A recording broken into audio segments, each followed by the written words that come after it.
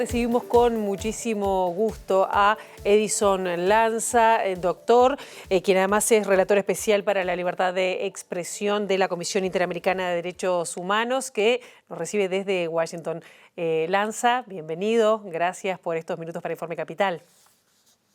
Bueno, muy buenas noches, gracias por la oportunidad. Bien, te convocamos porque, bueno, ya lo habíamos dado más adelante en Informe Capital, 3 relatores de Naciones Unidas, de la Organización de Naciones Unidas, emitieron una declaración conjunta que advierten respecto a la posible aprobación de alguna de las normas de los artículos contemplados en la Ley de Urgente Consideración, que son incompatibles, según estos relatores especiales, con la normativa internacional en derechos humanos. Y estamos hablando de una declaración de 9 páginas, firmado por el relator especial de derechos a la libertad de reunión pacífica y de asociación, la relatora especial sobre ejecuciones extrajudiciales, sumarias o arbitrarias y el relator especial sobre la promoción y protección del derecho a la libertad de opinión y de expresión. Tú sos representante por la Organización de Estados Americanos, el sistema interamericano. Esto representa a Naciones Unidas, pero te preguntamos a ti porque, bueno, son personas que son independientes y bueno, especialistas en los cargos para los cuales son bueno, electos en este caso. ¿Cuál es tu primera mirada respecto a esta apreciación que hacen, que hicieron al gobierno uruguayo y que hoy, 48 horas después de haberlo presentado, se hizo pública? Bueno, en primer lugar, contar también que se trata de 3 expertos independientes de altísimo nivel, profesores de universidades importantes como la Universidad de California de Los Ángeles, mi colega de libertad de expresión, y bueno, Áñez Calamar, una de las, digamos, expertas más importantes del mundo en materia de ejecuciones extrajudiciales, y el relator también de Reunión Pacífica, que representa el continente africano, además. Por lo tanto, digamos, es una carta que no tiene ningún tipo, digamos, de sesgo, como se ha mencionado por parte de algunos representantes, escuchaba en el día de hoy, sino que por el contrario tiene las máximas garantías de autonomía e independencia. Lo segundo es que Uruguay ratificó tanto el Pacto de Derechos Civiles y Políticos como la Convención Americana de Derechos Humanos, en el caso de la OEA, hace más de ya casi entre 40 y 50 años, ¿no? A la salida de la dictadura, la Convención Americana, y antes ya había ratificado el Pacto de Derechos Civiles y Políticos. Y estos son tratados internacionales. El Parlamento Nacional ratificó estos tratados que regulan los derechos fundamentales y al establecer leyes que afectan a estos derechos incluidos en estos pactos, no lo puede hacer el Estado de cualquier manera porque se autolimitó su soberanía para hacerlo, ¿verdad? Claro. Y por lo tanto, lo que le estamos diciendo, tanto desde la Comisión Interamericana como en este caso desde las Naciones Unidas, mire, estas normas que le señalo, en este caso de la LUC, no cumplen con los requisitos del derecho internacional y por lo tanto en Uruguay le recomendamos que alinee estas legislaciones a los requisitos establecidos en estos tratados y digamos y bajo la interpretación que hacen los órganos autorizados, ¿no? Es decir, la Comisión en el caso de la OEA y el Consejo de Derechos Humanos en el caso de las Naciones Unidas, ¿no? Edison, en este caso, para ahora ir a los ejes centrales, ¿no? Que estamos hablando del uso de la fuerza por parte de la policía, el derecho de reunión y manifestación pacífica y acceso a la información como alguno de los ejes centrales de lo que están planteando que estarían afectados si se aprueban los artículos tal cual como están. Pero dice que son incompatibles con la normativa internacional. ¿Podría haber una consecuencia para Uruguay o qué tipo de consecuencia podría tener para nuestro país en caso de aprobarse, para luego ir al detalle? Bueno, va a haber varias consecuencias si no se, digamos, toman en cuenta las recomendaciones. Cuando un país forma parte de organismos internacionales, tiene que aceptar las recomendaciones y adecuar y tomarlas en consideración. Y además esto se hace de manera preventiva, cuando todavía hay tiempo para rectificar, ¿no? Y no vale ahí decir somos soberanos para hacer lo que querramos, porque si no, no formamos parte de los organismos internacionales. No podemos decir respetamos todos los derechos humanos y después cuando el organismo que controle, que hace la vigilancia de los derechos humanos, nos hace una sugerencia y decimos que no tenemos por qué hacer ningún caso a eso y todavía más algunos senadores que han insultado incluso a los organismos internacionales. Me parece que no tiene nada que ver con la tradición del país, que fue fundador de las Naciones Unidas y de la OEA y de estos organismos, y me parece bastante extraño para la historia del país. Esto va a tener consecuencias desde el punto de vista de la imagen del país, en primer lugar. Aquí todas las organizaciones internacionales que hacen los rankings de democracia, de libertad de expresión y demás, se fijan en estas cosas en primer lugar, si el país digamos, es sensible al escrutinio internacional y a los organismos a los cuales tiene que reportar, y luego también los propios organismos tienen mecanismos de seguimiento y de supervisión. No es que es una opinión mía porque a mí se me ocurrió, o a los relatores de Naciones Unidas porque bueno, tuvieron la peregrina idea de opinar sobre la LUC. No, es nuestro mandato, nuestra obligación, y luego esto nosotros informaremos a los órganos políticos, a la Comisión Interamericana en mi caso, y a el Consejo de Derechos Humanos en los informes anuales que hacen los relatores. Esto lo van a informar al Consejo de Derechos Humanos. Después está la Oficina del Alto Comisionado para los Derechos Humanos, que dirige en este momento Michelle Bachelet, que también podrá tomar medidas, y después hay mecanismos específicos como el EPU, el Mecanismo de Evaluación Periódica Universal sobre el cumplimiento, donde todos los países opinan cómo cada país evaluado está cumpliendo con los tratados de derechos humanos, y obviamente va a haber países que van a mirar y que pueden llamar la atención al Uruguay, ya no el relator, sino eventualmente algunos países que se fijan mucho en estas cuestiones, ¿no? Como los países europeos, Suecia, Estados Unidos, Canadá, en fin, los países que realmente, las democracias sólidas, se fijan en cómo los demás cumplen también con estas previsiones. Bien, con respecto a, yendo ya a uno de los ejes que tiene que ver con las normas relacionadas con el uso de la fuerza y la responsabilidad de funcionarios policiales y militares, acá es bastante duro lo que dicen en esta carta respecto a que no sería necesario o se le da demasiado poder a la policía, y que también en lo que hace a la legítima defensa presunta, es decir, se le da demasiado poder, es decir, a la policía, aún en el control de manifestaciones y demás. Puntualízame, ¿qué es lo más significativo o lo más, no sé si riesgoso o peligroso de aprobar tal como están los artículos, en este caso? No, sí, la principal crítica no es solo que se le da más poder, porque el poder del manejo de la fuerza ya lo tiene, el monopolio lo tiene la policía, ¿no?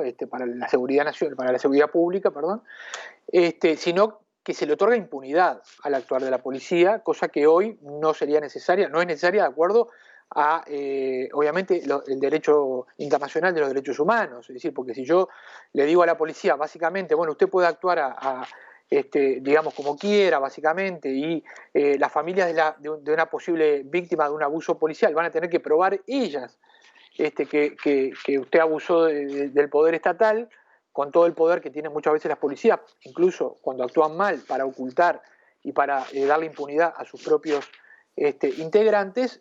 Acá se le da por ley. Lo que dice la norma es básicamente, se presume que en cualquier situación que usted actúe, actuó bien, ¿no? En lugar de decir, bueno, no, si hay una situación que hay que investigar, ¿no? Como cualquier otro ciudadano, ¿no?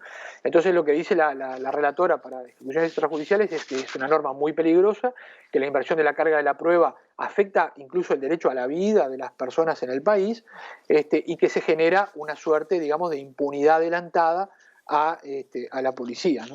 Claro, y con respecto a los derechos, voy pasando rápido porque es como para la gente que también pueda tener idea de lo que es, la carta es pública, pero para tener idea de lo que son otro de los ejes tiene que ver con el derecho de reunión pacífica, que abarca varios artículos, 45, 492, 493, 494, que acá los relatores observan que este tipo de prohibiciones que están en estos, es decir, declarar ilegal los piquetes, algo que, bueno, nosotros entendemos que lo que es piquete, quizás en otras partes del mundo no, pero entre otras cosas, advierte que este tipo de prohibiciones puede afectar de manera desproporcionada el disfrute de los derechos de reunión pacífica por parte de las personas, por ejemplo, que viven en la pobreza o que pertenecen a colectivos más marginados. Se estrecha, digamos, lo que es el uso del espacio público y colectivo con alguna de estas disposiciones en los artículos que recién mencioné, según los relatores. Sí, exacto. Sí, es como una suerte, digamos, de censura previa en la expresión de demandas a través de protestas. Es como si una norma del Poder Legislativo aprobada por la LUC dijera, los periodistas no podrán hacer críticas duras al gobierno. declaramos ilegal la crítica, digamos, desafortunada o la crítica no fundamentada. Nadie lo aceptaría. Diríamos, no, es una forma de censura previa, que el Estado me diga que es ilegal criticar al gobierno, ¿verdad? Que es clara, en ese ejemplo es claro, se ve claro cómo el Estado no puede declarar ilegal expresarse o criticar al gobierno porque estaría anulando la propia libertad. Y en este caso pasa lo mismo, dice, bueno, este tipo de manifestaciones, las que interrumpen el tránsito, las que interrumpen el disfrute del espacio público, etcétera, se declaran ilegales. Por lo tanto, digamos, la ley ya nos dice que no podemos hacer eso los ciudadanos porque estamos cometiendo una ilegalidad, o sea, un delito que luego, además, con las demás disposiciones, pueden reprimir, disolver y someter a proceso penal a los ciudadanos. Entonces, lo que los relatores dicen es, no, mire, ningún tratado internacional de lo que usted firmó le permite al Estado declarar per se o antes que se produzca ilegal una manifestación, porque lo que dice el tratado y la Constitución es, está asegurado el derecho a manifestar pacíficamente y sin armas. Y la verdad es que ocupar una plaza o incluso cortar momentáneamente una vía de tránsito, para poner algún ejemplo, si a eso se refiere la legislación con piquetes, la verdad es que no es manifestar con violencia ni con armas, ¿no? Es simplemente una modalidad de protesta que, como toda protesta, interfiere en la vida normal de la población, ¿no? Es decir, eso no lo vamos a negar, y es una suerte de conflicto que se produce cuando alguien manifiesta porque no lo escuchan, ¿verdad? Es decir, no sé, están reclamando por seguridad los vecinos de un poco lo que dicen los relatores, ¿no? Los vecinos de tal barrio. Y como digamos, les robaron varias veces, van y cortan la principal avenida cerca de donde viven.